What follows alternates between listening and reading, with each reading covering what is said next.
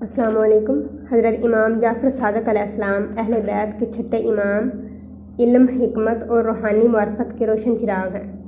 آپ کے اقوال اور دعائیں روحانی سکون، دنیاوی حاجات اور مشکلات کے حل کے لیے مجرب و معتبر سمجھی جاتی ہیں۔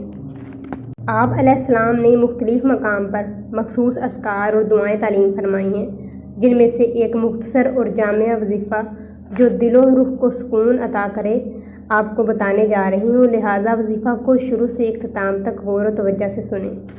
اس خوبصورت اور مقدس وظیفہ کا طریقہ کچھ اس طرح سے ہے۔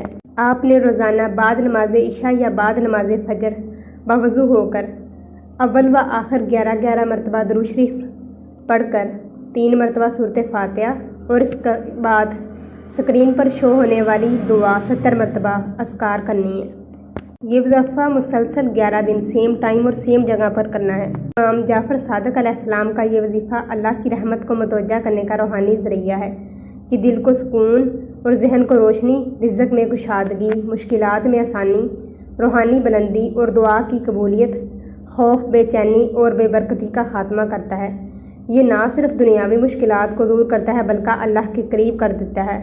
اگر آپ کسی خاص حاجت یا پریشانی کے لیے وظیفہ چاہتے ہیں تو ہمیں کمنٹ کر سکتے ہیں۔ اگر آپ کو ہماری ویڈیو پسند آتی ہے تو لائک، شیئر، کمنٹ لازمی کیا کریں۔ جزاک اللہ۔